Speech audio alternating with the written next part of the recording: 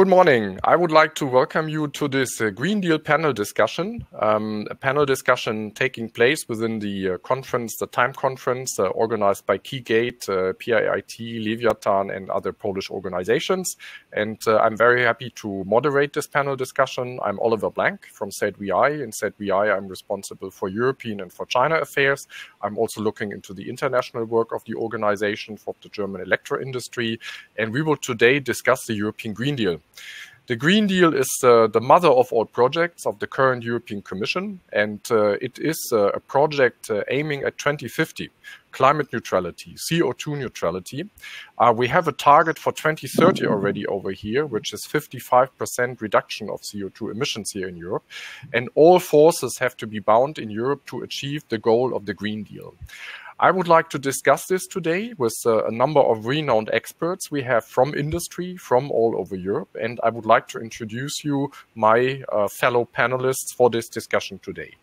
I would like to start first with Małgorzata Krajewska. Małgorzata is Director of Regulatory and European Affairs at Orange Polska. She is the Vice President of the Telecommunication Operators Committee of the Polish Chamber of Information Technology and Telecommunications, PIIT. Małgorzata, she has a strong experience on infrastructure, telecommunications work. She worked in public administration and also in European institutions. And she is also a member of the Green Transformation Council of the Leviathan Confederation. Welcome, Małgorzata. Thank you very much for joining this panel discussion today. Second, we have Przemysław Kurczewski. Przemysław is the Deputy Director of the National Center for Research and Development, and he directly supervises in that function the center's work on developing innovative funding instruments for R&D and innovation. Przemysław also has a very strong track record during his career in Poland. He has embraced many challenges involving management and conducting strategic business projects. And for new technologies, he has been the president of the management board of Emitel, for instance. He has also worked for renowned law firms like PricewaterhouseCoopers, Wierzbowski and Partners, and also Coopers and Lybrand law firm. So he will add to that from the perspective of the Institute of the National Center for Research and Development. Thank you very much, Przemysław, for joining us this morning. Hello. Then I would like to welcome Harry Verhaar. Harry, you are working for Signify. Signify formerly was known to all of us as Philips for many, many decades. And this is the new name of Philips Lighting as of May 2018. Harry, you are the head of Global Public and Government Affairs with Signify. You have more than 20 years of experience in the lighting industry. You are responsible in your current function for the strategy outreach, and you are also the chairman of the Signify Foundation. You have worked in the past in many partnership and stakeholder networks. You are also partner of the Climate Group, of Regions 20, of the World Green Building Council, and also of the United Nations Environment Science Business Policy. You are responsible, among many other things, for Signify's relationship with the World Economic Forum and the United Nations. Harry, a very warm welcome to you also to join our panel. Last but not least, I would like to introduce Jochen Kreusel. Jochen Kreusel is Senior Vice President of Hitachi ABB Power Grids in Zurich, and he is also Global Head of Market Innovation. He is an electrical engineer, so he knows our business from the heart. He has worked for ABB for many, many years, and he has also, prior to his current position, heading ABB's Smart Grid Sector Initiative. So Jochen, a very warm welcome to you. And I should not forget also to mention that you are also current vice president and soon president of T&D Europe, which is the European Association of the T&D industry. And I think you will also be able to tell us more about the perspective of the T&D industry on the European Green Deal in a second, knowing that you have developed some solutions over here as well. Let's turn to the discussion, and I would like to ask all of you for a short introductory statement, a few minutes, on how you see the European Green Deal. I mean, the European Green Deal from the European Commission is meant as a growth program, a program that should attract investment in Europe, that should help also European companies to foster their global competitiveness. But how you see it from an industry and from a company's point of view, is it really that program that is helping us and that is creating something totally new? Or do you see also some burdens and some obstacles to that? I would like to ask Harry to start with that and to give us your view. Harry, please, the floor is yours. So thank you, Oliver, and thank you, Time Conference, for inviting me to this nice panel. So yeah, the way that we look as a company, but also as a lighting industry to the European Green Deal, is that indeed it is an opportunity. And sometimes opportunities are missed by some because they're disguised as a lot of work and then look as a burden. But actually, when we look at it, then yeah, the story of progress, of change, is one of ever ongoing innovation. And the new technologies that are emphasized and that are prioritized in the Green Deal, energy efficiency, renewable energy, but also the technologies related to clean transport and to biodiversity, are all the technologies that are going to bring new jobs and extend actually existing jobs in Europe, and therefore create prosperity and competitiveness also for the next generations. I think also when you look at the European Green Deal, it sets the right priorities with the ultimate goal of carbon neutrality, climate neutrality by 2050, but also the right interim goal, which means that there's also a fair distribution of workloads. So we have to do our bit, reduce greenhouse gases by 55% at least until 2030. So to put actually all of us on track to carbon neutrality by 2050. And most of all, if you would say like recovering right, because there's also now this important recovery element, then it's not just climate and energy, but actually the jobs that this creates and the economic recovery and progress that it sets in motion. So overall, we see that this is really the right program. It's also a unique program. Maybe one last word on innovation. I had to reflect before the panel that my great-grandfather, he sold actually kerosene for lighting and peat for heating.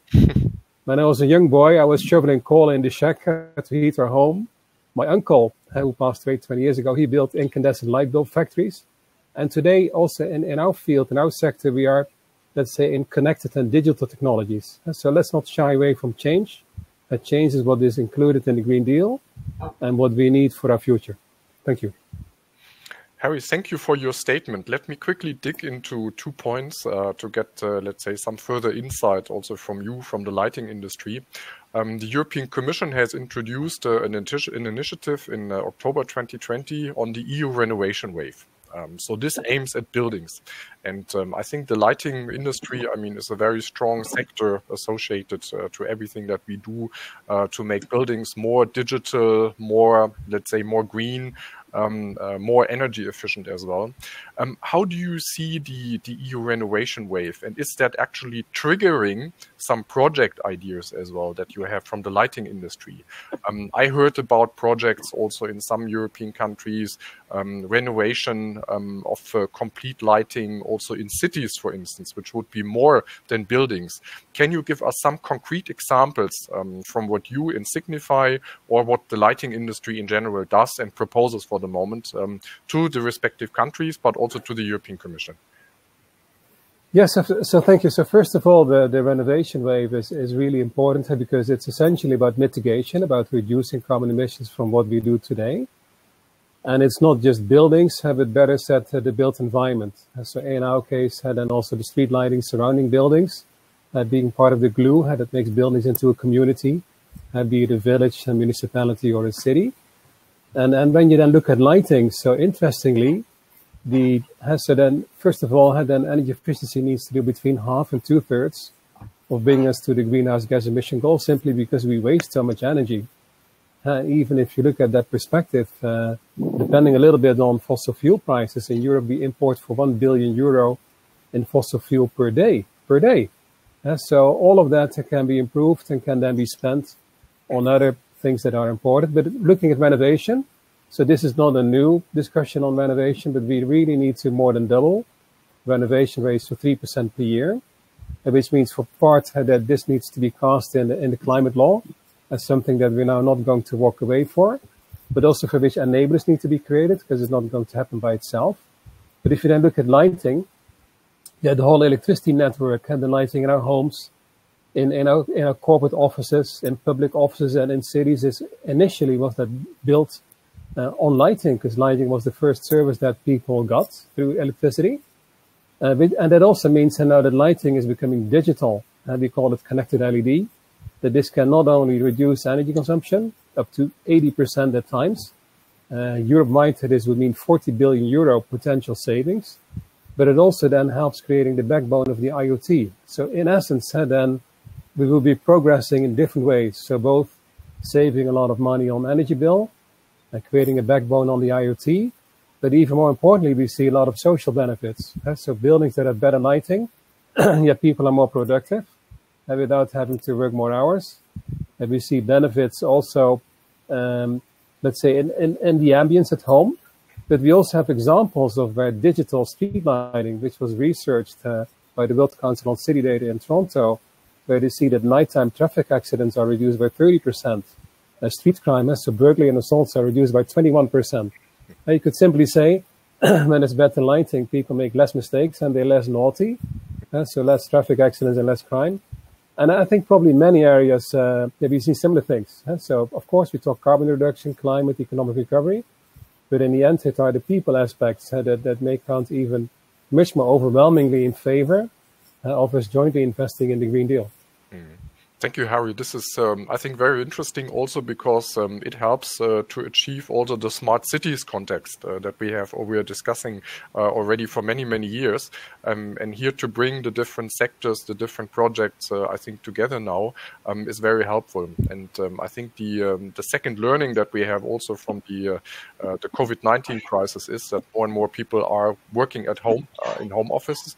But the lighting, for instance, in most of the homes is not adequate to work for an entire day sitting in front of a computer. So I think there are also lots of opportunities still to come for the lighting industry for the coming years. If we discuss the situation in Europe, I mean, are there, let's say, any countries which are more at the forefront in terms of renovation of buildings, for instance, for the moment, in terms of digitization of buildings? And where are we lagging behind? And that would lead also to the question, since we are a conference looking also at the Polish market and the situation in Poland. Do you have any specific recommendations, for instance, on what Poland should do now in the coming years as regards lighting or as regards the renovation of buildings? Well, I think it's across the whole of Europe that building renovation rates are far too low. So I think that's a little bit universal across Europe where we need to make an effort. And it's not just the technology that we need, but we also need policy enablers that make this possible. I call it a toolbox. So the technology is part of the toolbox, but there are also policies like circular procurement. So where we not just look at the initial price, but the whole life cycle. Also business models. So we actually changing from business models where we invoice hardware, where we sell products, to leasing lighting as a service. And actually combined with the procurement improvement, the procurement policy, you can then bring the lifetime savings forward and take away any investment hurdle or any renovation budget hurdle. Another policy, and to come back to that, is also what was published a few years ago by the European Investment Bank. So the accounting rules on energy performance contracting. And they allow cities, which is really important because they have high debt levels, to invest in energy efficiency projects off balance sheet. And there's a logic to it, because your energy bill is a monthly operation expenditure. So then reducing your energy bill should in essence be the same. And it should not be a hurdle that this would be eating into the balance sheet of a company or piling up to the debts of a city. And I come to talk about Poland. I think what is really important to say about Poland is that we should recognize some of the larger challenges, particularly on the energy mix that Poland has, but also some of the most talented people and engineers they are in Poland. We have actually worldwide our biggest facility in Poland, in Piła. It's our biggest industrial operations. And last year, so we committed to become carbon neutral as a company 5 years ago at COP21 in Paris. And last September, we became carbon neutral across Europe, but particularly also in Poland. So in Poland, we have a purchase power agreement. We are fully powered by renewable energy. So I think also there you see that our people are engaged. We are investing in our facility in Poland in the new technologies. We are providing a large part of Europe with these innovative solutions from Poland. So I would say also there, if we connect the dots, and if we also help our colleagues and our European friends in Poland to do some of the harder things, like moving away from coal, then I think also there's call it leapfrogging. And then there's also joint leapfrogging into what the 21st century needs, and certainly this decade of climate action. Mm-hmm. Thank you, Harry. So a lot of concrete ideas and projects actually you are having for the moment. It's all about implementation in the end. So I think we will see this in the coming years. But I think from the lighting industry and from the building sector, we are not lagging any ideas for the moment. So thank you for your contribution. I would like to move on to a different sector, a different branch, the European T&D, transmission distribution industry. So we are talking about energy infrastructure, smart grids, also about EU regulation. And I would like to ask you, Jochen, from your perspective, and you are also Vice President of T&D Europe of the organization, representing the European T&D industry. Is the European Green Deal, from your side, more it's a burden, or is it more an opportunity? How would you rate it? Well, as very often in such situations, the answer could be it depends. Without any doubt, it means a huge collective effort to make European economies carbon neutral by 2050. It's a big challenge. It will require a lot of change and transformation. It certainly also means some regulation and regulatory efforts. So it will certainly result in burdens for European companies. It's not an easy way that we have committed ourselves to. On the other side, this is one interpretation. There's another one, of course. We will invest in, and we should invest in Europe in this information. And in combination with the post-COVID-19 recovery programs, this is certainly a great opportunity. For instance, and this is an area where we are very familiar with, at least with a special part of it, to modernize Europe's infrastructures. And we have to say Europe's aging infrastructures in many parts of the continent, and to make them future-proof. And we should not forget that excellent infrastructures have always been one of the competitive advantages of Europe, and hopefully will continue to be in future. So that's a big opportunity. I would say the industry companies have always benefited from these infrastructures directly. And we, as a supplier of infrastructure technologies, of course, also benefiting by having a pretty big home market in Europe, which should be a challenging one. Challenging in the sense of asking for forward-looking solutions, triggering innovation, creating and maintaining and defending and even creating world-class, high-quality jobs, employment.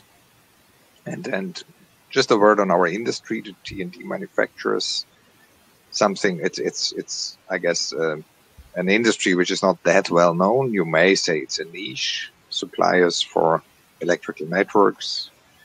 You don't see us every day on the street like the car industry.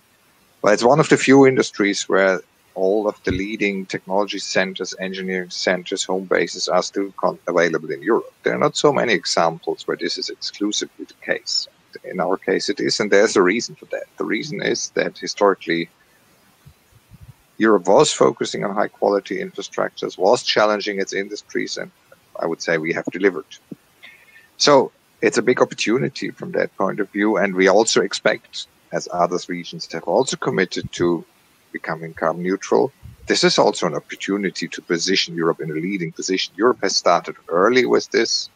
We have built up some advantages, competitive advantages, and the Green Deal is certainly an opportunity to continue with that story if we do it right. So does it mean it will automatically become an opportunity? No, we need to ensure that it sets the right innovative focus.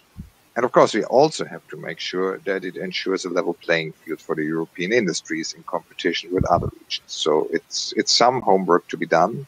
But overall, I would say it's a big opportunity, and we should make sure that it becomes the opportunity and not the burden. Thank you, Jochen. Electrification and digitization have to go hand in hand. So at the European level, we talk about this twin transition, green and digital. I think this is very important. What can you say about this combination of electrification and digitization in the T&D, in the energy sector? I think also in TN Europe, you have developed some enablers, some ideas also. What is the concept? How is that going to happen in the coming years? What needs to be done? Well, I would say, first of all, this transition we are facing in the area of electricity supply or changing the energy mix, with the main future pillar being variable renewable sources, which in the meantime have become also very competitive, requires much more digitalization. Let me say, for basically two reasons. What do variable renewable sources mean? Well, on one side, they mean, particularly because of solar photovoltaics, which is a very scalable technology, they mean decentralization, heavy decentralization. In the extreme, we are talking about rooftop solar. So we are replacing all over Europe, a few thousand large power plants by millions of small assets, which in the end will have to deliver the same job, stabilize the system, need to be coordinated. So much more decentralization and much more dynamics. The variability of the input from variable renewables is much, so they change their output or they feed in much faster than traditional power plants do. So the system has to respond faster. Both will not be possible without digitalization. So in future, digitalization and power supply will have to become an integral infrastructure, which they didn't used to be in the past.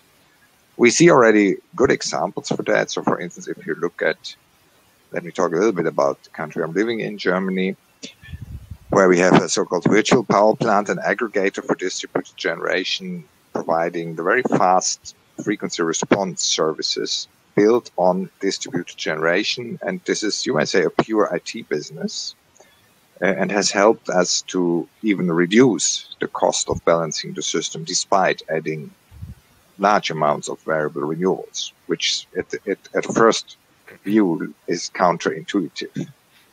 And it's just because a smarter system and digital solutions. There are more examples like that. Today we have to, and we're able to control voltage on the last mile dynamically, which we never did before. It was not necessary, but today with distributed generation, it is necessary. So a number of solutions, I would say, a lot of solutions have been developed over the past 20 years. What we are asking for, what we also have developed, is a proposal. We need to be aware that we have to upgrade our infrastructure functionally. So it's not only about adding more copper to the infrastructure in the old way. We have to think about what additional services we expect from that infrastructure, and they are more digital. And we have to make sure that this is rolled out in time. And this is a gap in the political environment and the regulatory environment in the European states today, which we have addressed. We call it the smartness monitoring process, which is basically a stakeholder process involving users of the network operators, technology providers, defining the infrastructure that we want to have in future, and also a sort of a rollout plan by when we want to have these functions. I think this is also an important point if we talk about data, because if you measure, you can create data and you can analyze data, and then you can develop new solutions on the basis of that. It's another aspect we are discussing in another panel at the time conference, but with the digital transformation, the building up of data platforms and so on. I think particular is also of interest to the entire energy sector, because we can really build something new out of that. Jochen, one follow-up question, on the investments here. Because the investments into the grid changes over here have to come from the network operators across the countries. And I guess you are talking to the network operators on that, because you have a lot of solutions. How are the discussions going on? When are we seeing changes, upgrades, and so on in the coming years? And what can the regulator do as well? What do we need to do, maybe also at the level of the European Commission, in order to foster and to speed up this transformation over here from a regulatory point of view? Yeah, well, let me maybe start with the network operators, who in the meantime, I think, let me begin at another point. When this journey started in some countries more than, well, roughly 20 years ago, networks were not at the center of attention.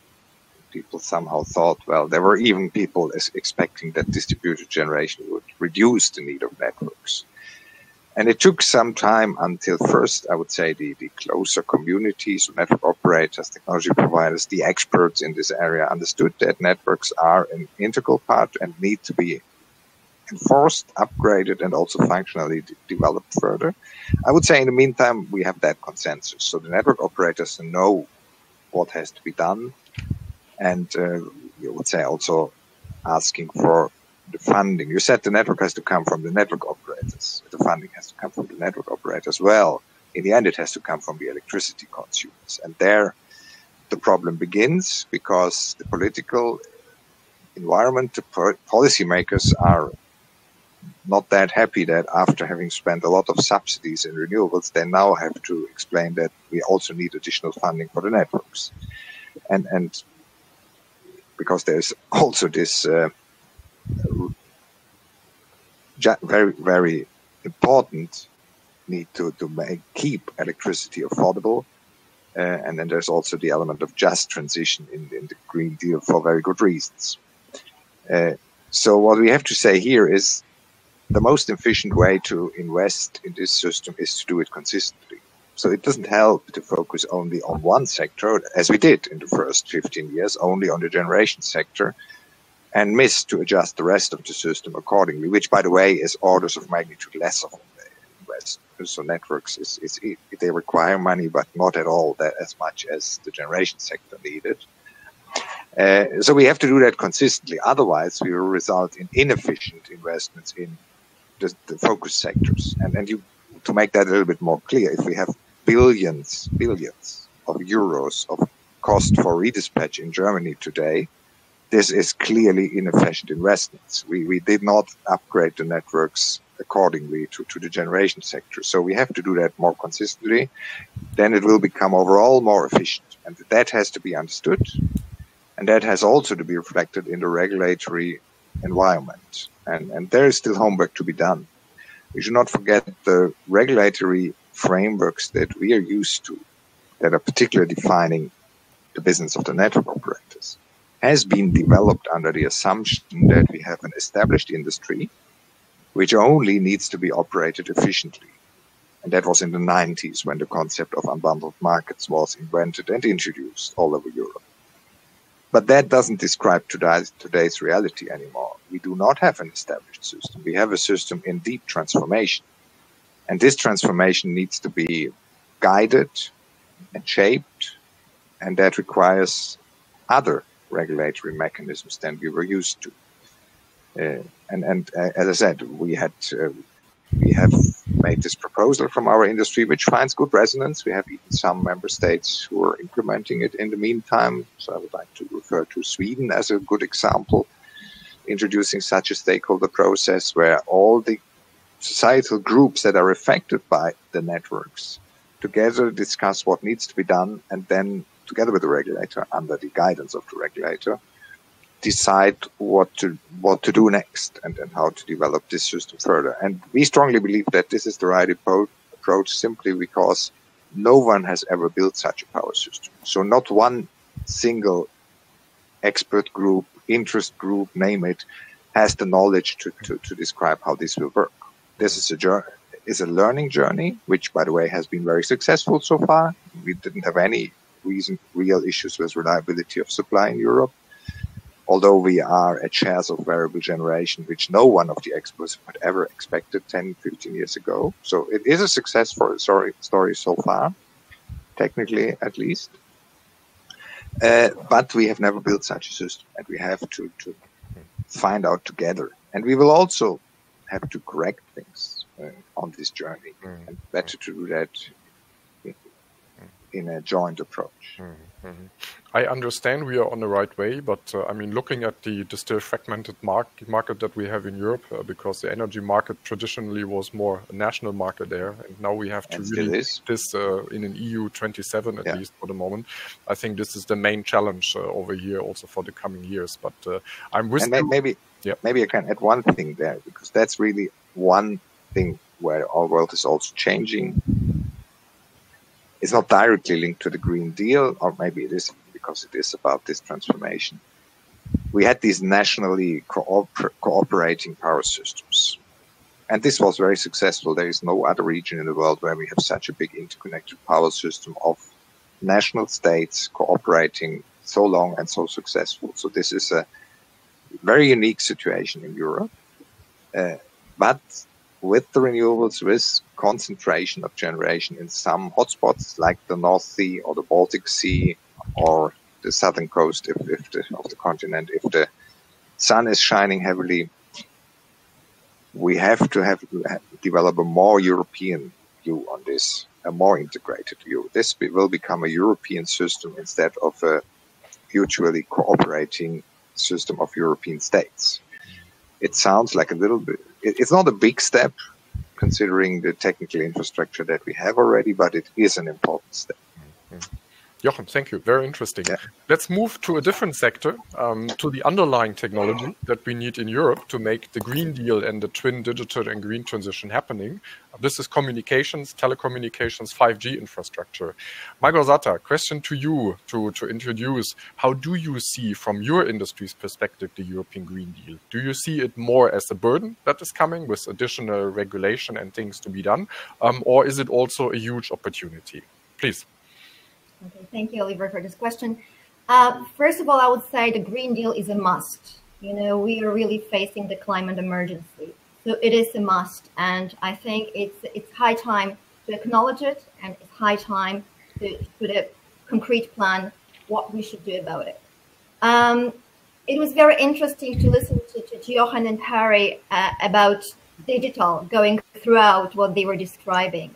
So obviously for me, coming from the telco sector, the ICT sector, this is an obviously opportunity as well, because as we can hear here in the speech of Harry and Jochen in their interventions, but also as we can read in the Green Deal, that digital is kind of inherent part of the Green Deal. So basically those two go hand in hand. So obviously this is an opportunity. This is a huge innovative potential. But having said that, we've heard already, a good couple of times the word infrastructure.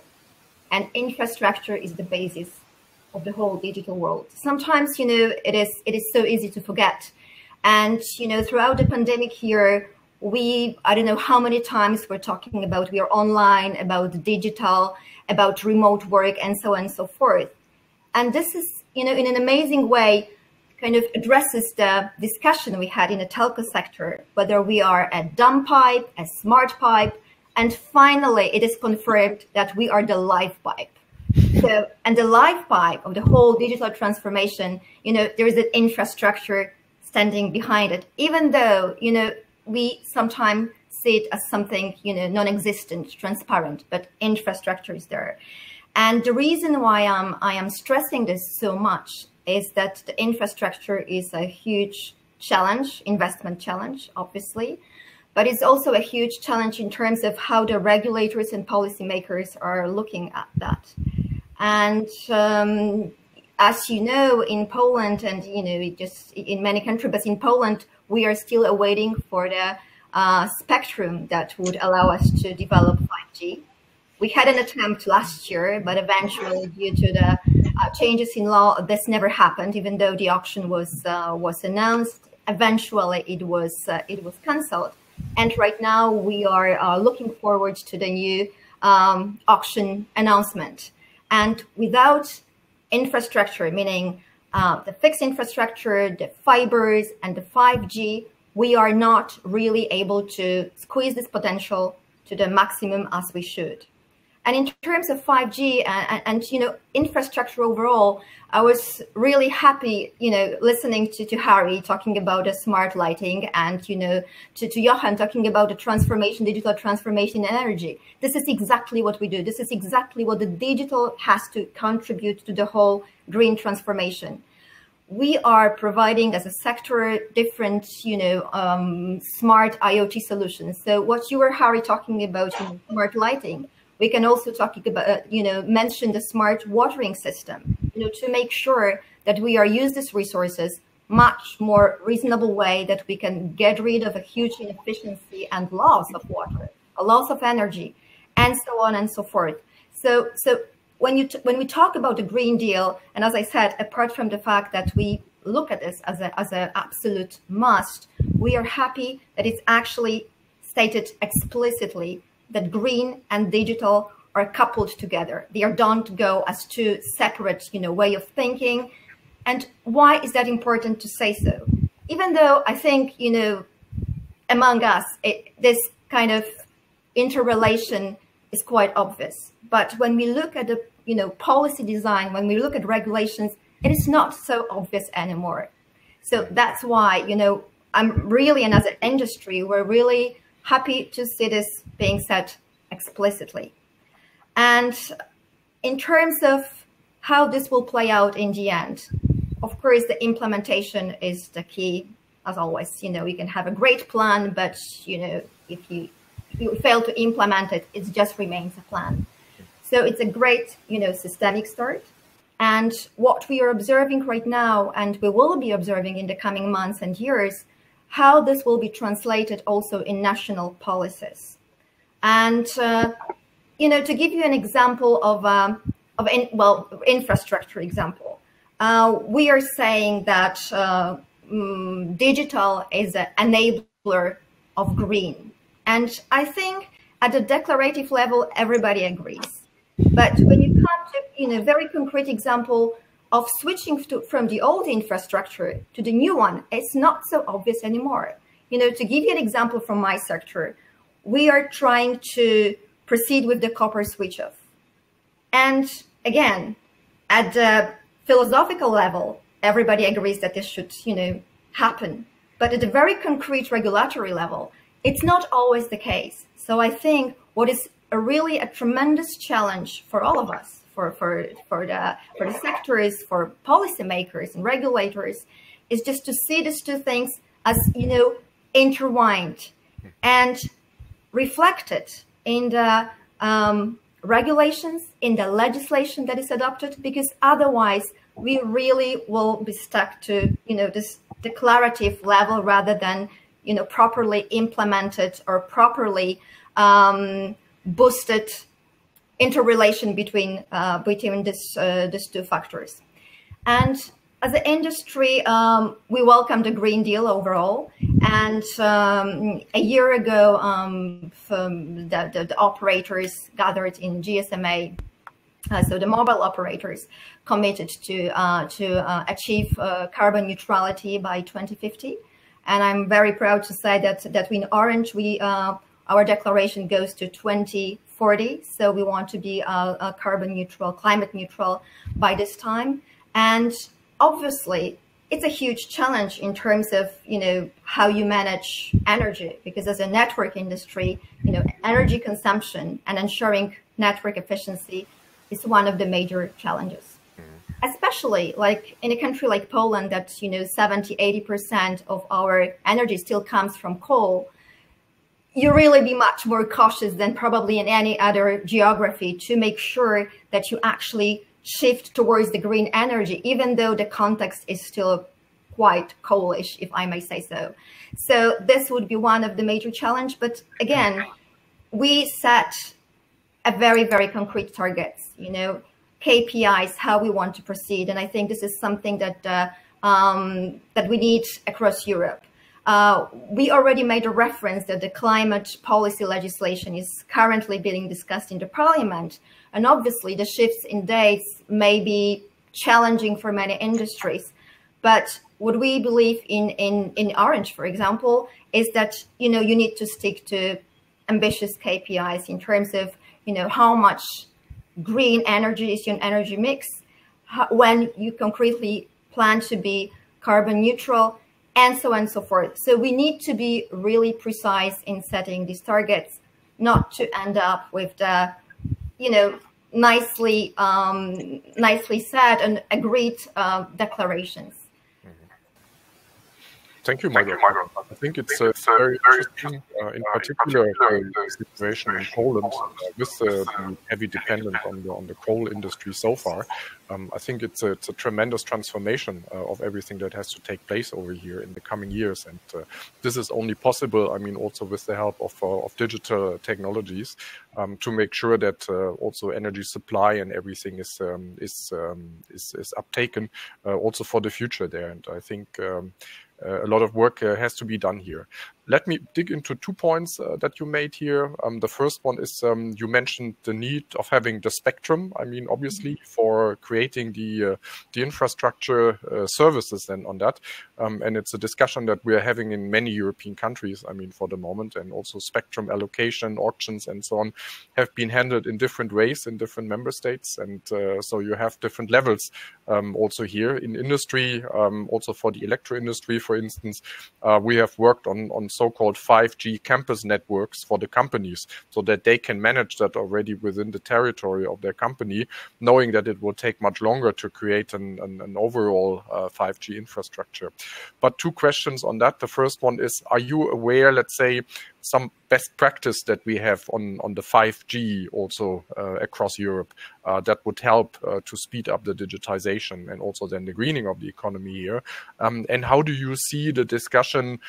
Because in many countries, the focus is more on the bigger cities as well. But then, I mean, many of the companies, for instance, are in regions somewhere on the countryside. So they are not in larger cities. So they are not benefiting from that as well. Would you see a shift of that focus so that we have it in a more general way, handled in a very more efficient way, also in rural areas at the same time as in cities? Or do we have to have like a plan, one first and then the next one? Could you elaborate a bit on those 2 aspects, please? Yes, Oliver, thank you for this question.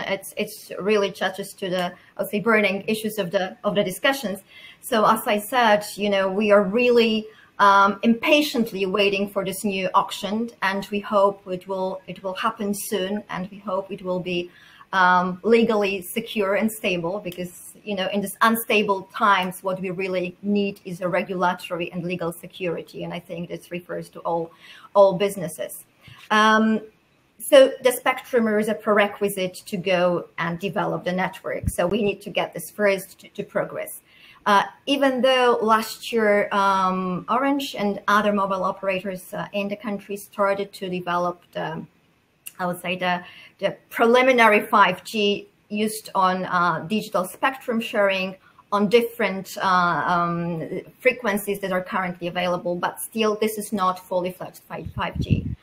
And as you said, you mentioned the 5G campuses, and this is exactly, one of the concepts that should be developed. But this is exactly a very good example showing that if you are delaying the process of allocation, you're delaying the process of implementation, and you are delaying the process of building competitiveness of a country, and so on and so forth. So this is a sequence of events. So that only, I would say, stresses the point that the allocation should take place as soon as possible. In terms of the question, when to start, there always has to be a plan, and there always has to be priorities and a sequence of events. So I would say first probably the big cities, and then the other regions. Having said this, a very important I would say framework to answer this question would be also the new EU recovery and resilience instrument, meaning the big budget that is going to be injected to European economies, also to the Polish economies. And this budget has to cover the gaps in terms of connectivity, in terms of addressing the digital exclusion, and make sure that all the areas, including rural areas, are digitally included. So in terms of a plan and in terms of the EU recovery instrument that I referred to, I believe that we should have, as a country, a very concrete reform plan in hand. It shouldn't be done spontaneously. It should be fact-based, and it should be very targeted to the plan that we have in mind to make sure that we address a huge congestions that we have in the cities, but also to make sure that we have full connectivity in more remote, the rural areas. So this is, I would say, a big hope maybe that potentially the new draft of the National Recovery Plan that we saw only a few days ago will be able to address. It's still probably too early to say so. It's still too generic, but this is a chance that we should take advantage of. Thank you, Małgorzata. Thank you. I would like to turn to Przemysław. You are the last in line. Thank you for your patience all the time, but you have also the advantage of having got so much information already you can reflect upon from the different colleagues here. Since you are covering R&D and innovation from your institute's point of view, and I would like to ask you also, I mean, the European Green Deal, when you first heard it, when you followed the initiative, and I think you looked into that from your point of view probably very professionally and in all the insights and details. How do you see it? Is it the right plan to bring Europe forward, or will it just create new problems for us? Hello. Well, thank you for having me here. Is it going to cause problems? I don't think so. I honestly think that we should look at all this discussion from the point of view of challenge, not a problem or a burden. Like Małgorzata stated, this is not a question of burden. We're in typical prisoner's dilemma. So if we don't do something, we're going to be in trouble in the very foreseeable future. So this is not a question of burden. This is a question of challenge. But the program itself is very promising from my point of view, although it's still being worked upon.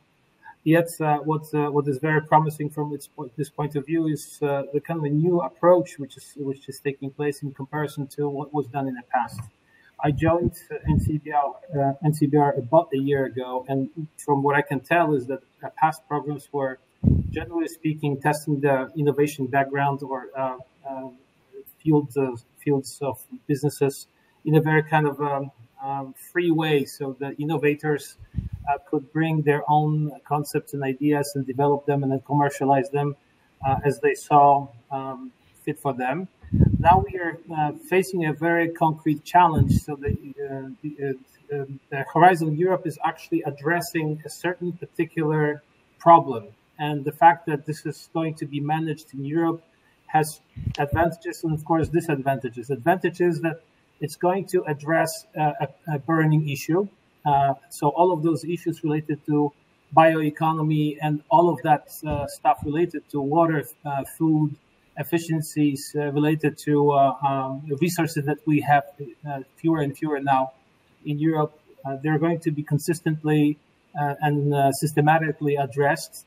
I do hope that the program is going to provide for free flow of ideas and free flow of prototypes, shall we say, throughout Europe. So when things are developed, they can be commercialized and used and produced in Europe, throughout Europe.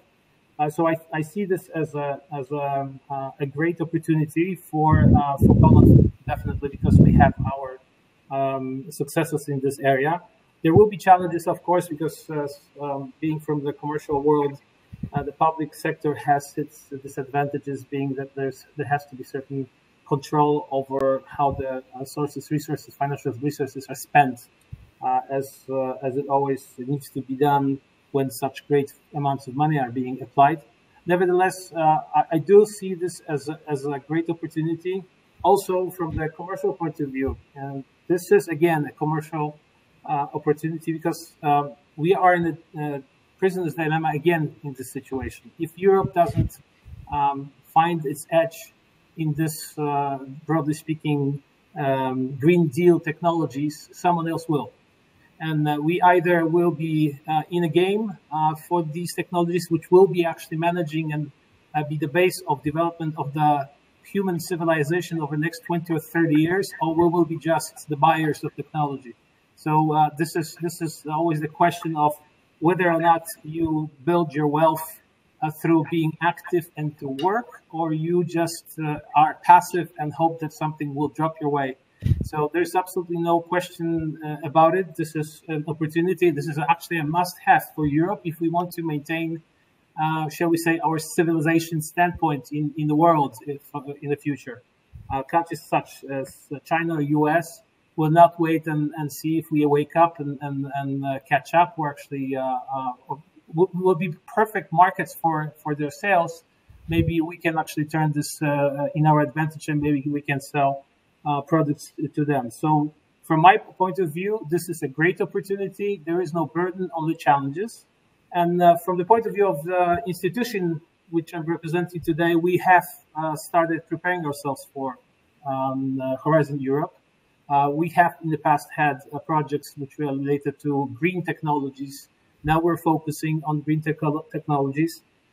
We have created and we're running the first from our point of view, large program called Grand Challenge. This is related to wind technology and retention of energy related to wind technology and creating those broadly spread small producing farms, individual farms, which Jochen was talking about, that can be individually located in numerous places, and those millions and billions of generators would be then available to the cluster.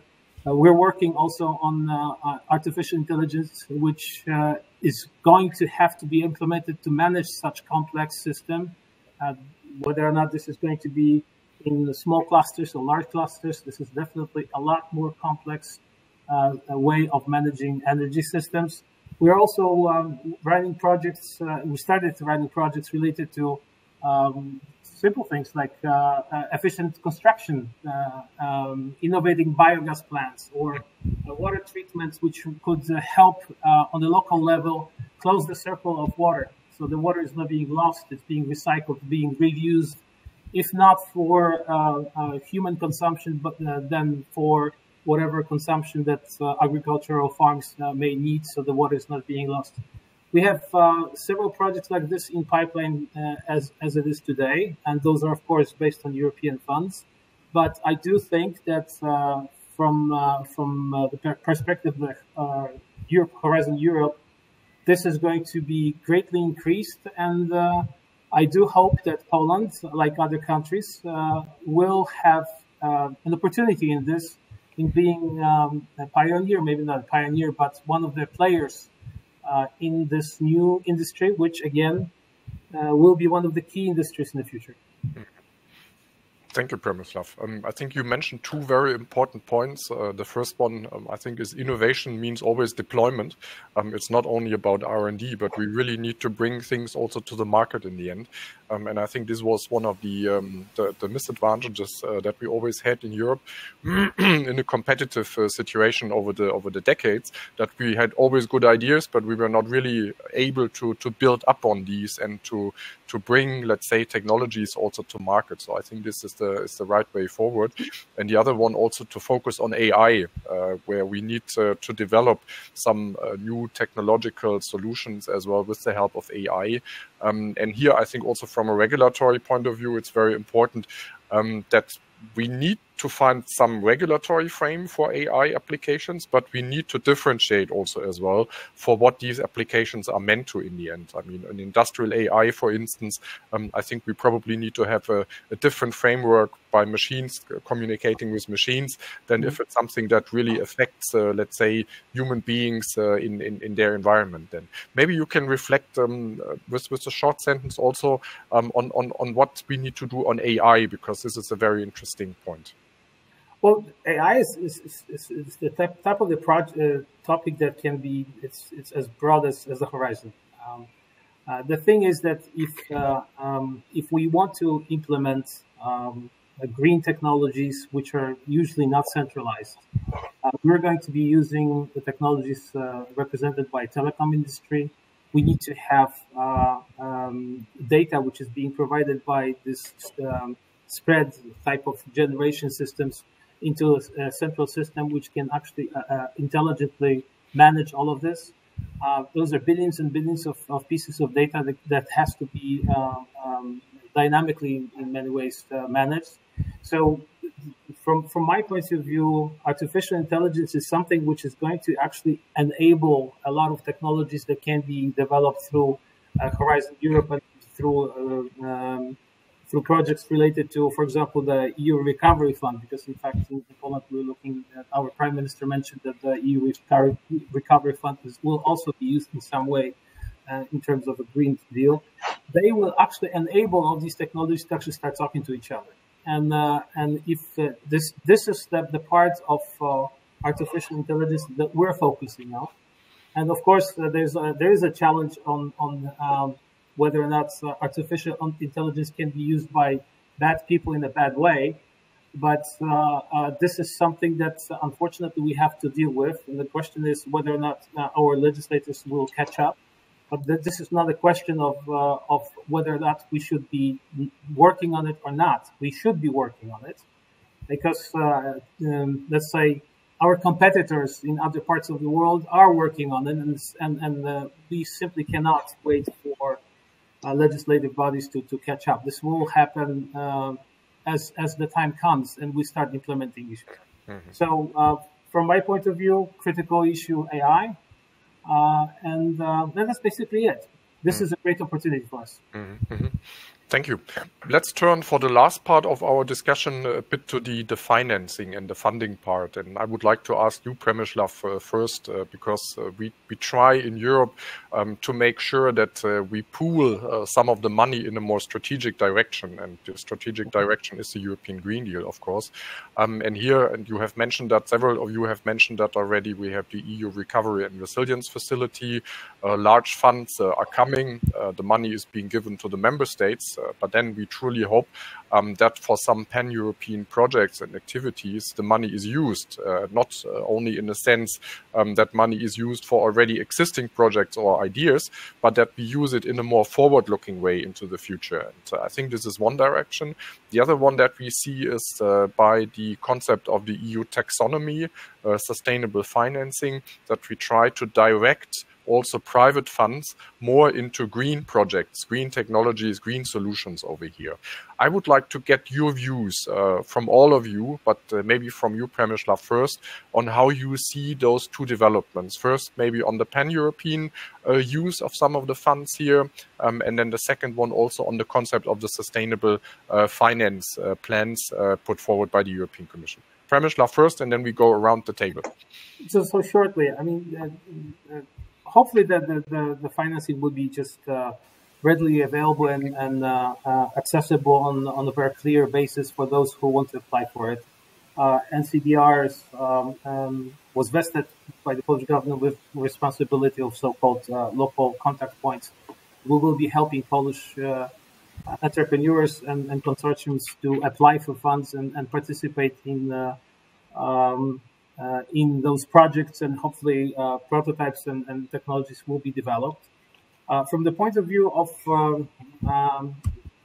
sustainability of financing and actually creating a market, because I look at it as we need to, the question really is, will there be a market, and how the market will be created for technology will be developed, and how the financing for such products will be created. Well, if the European Union and each individual country will set standards and the targets, which are in fact being set in general terms, but each country should imply that their own roadmap of accomplishing certain levels of readiness, so as a green readiness, then the financing will come also from private industry.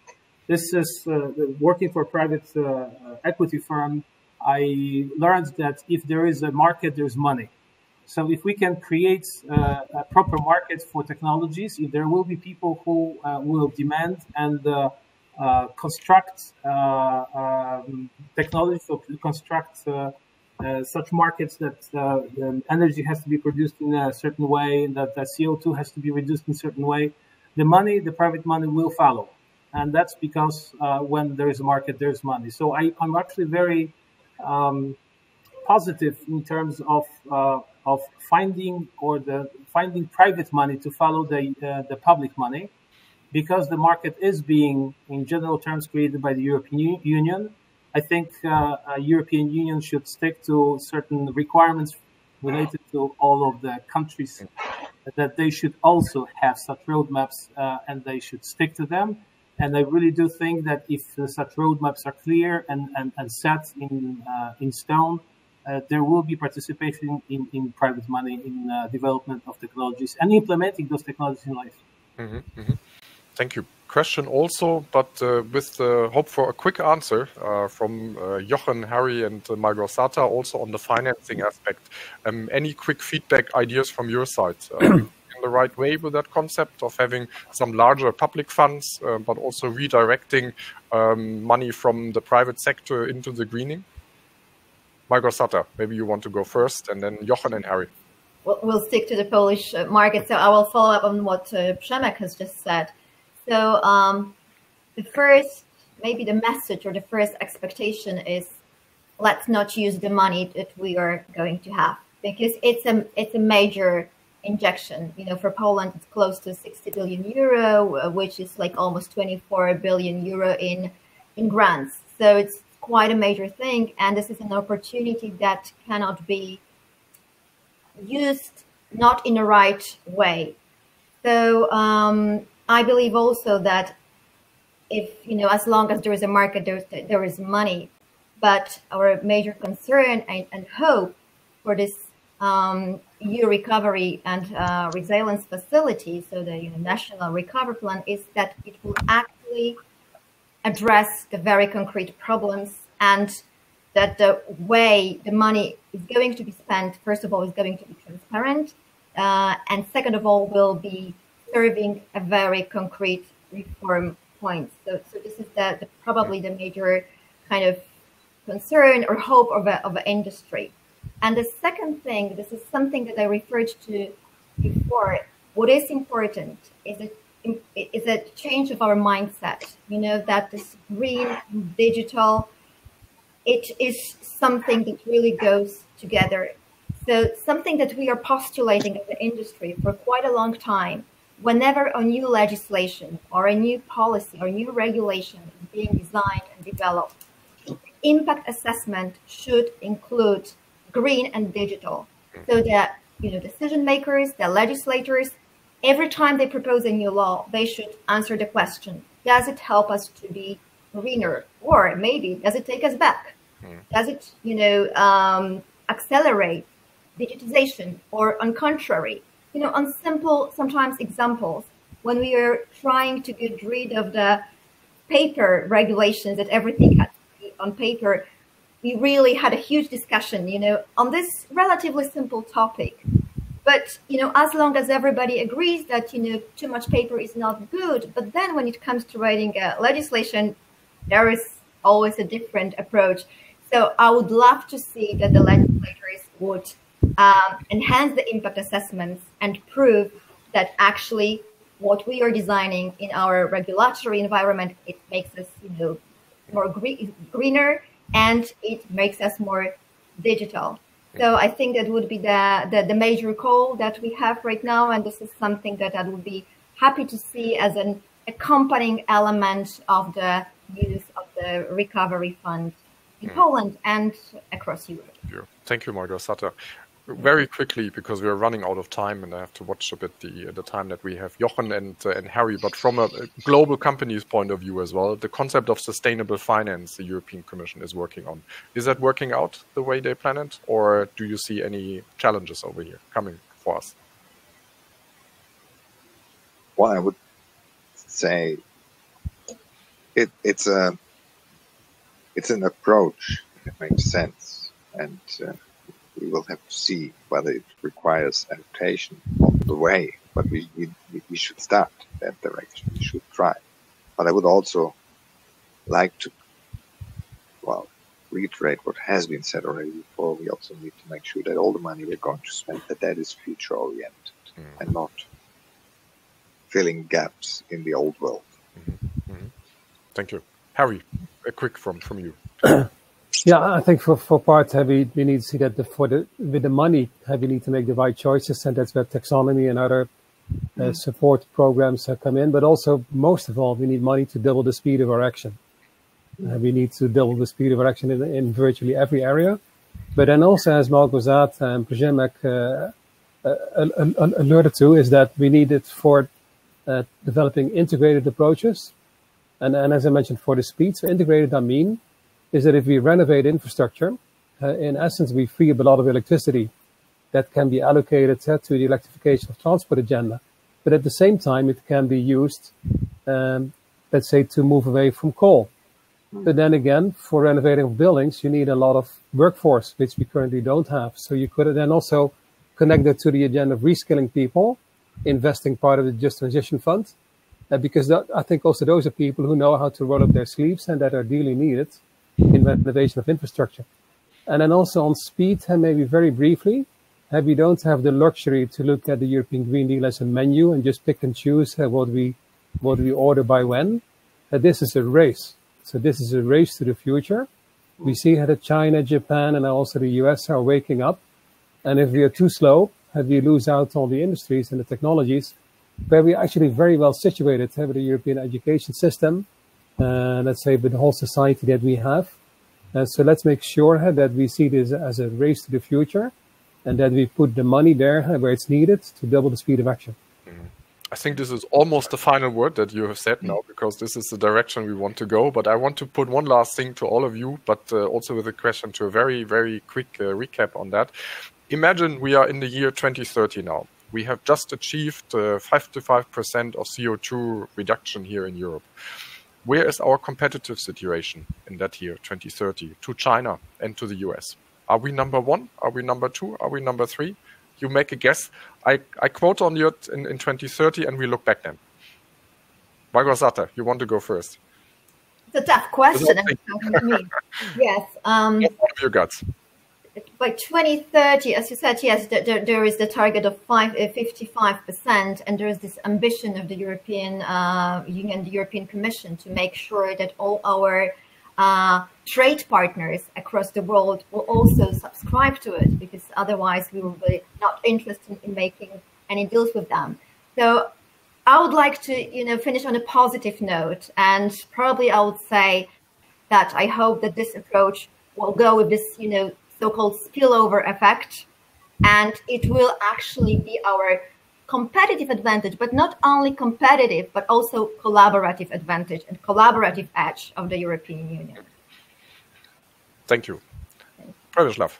I think we'll be much ahead of everyone. My question, because that's Europe, but my question, and really something that I would worry about, is where is the technology going to be coming from, where it's going to be produced, and where we're going to be in all this, because I think we're going to accomplish the goal. The question, what will be the means and technologies? Jochen. Well, for the industry I'm working in, I would say if we manage to do that, then we have clearly improved our competitiveness, and that means we're even more number one than we are today with European skills. We shouldn't forget it's a very challenging task, 55% not only in electricity, but in the entire economy. And there is no one we can buy that from. So if we want to reach that first, we have to develop it by ourselves, and that should bring us in a very good position in this sector.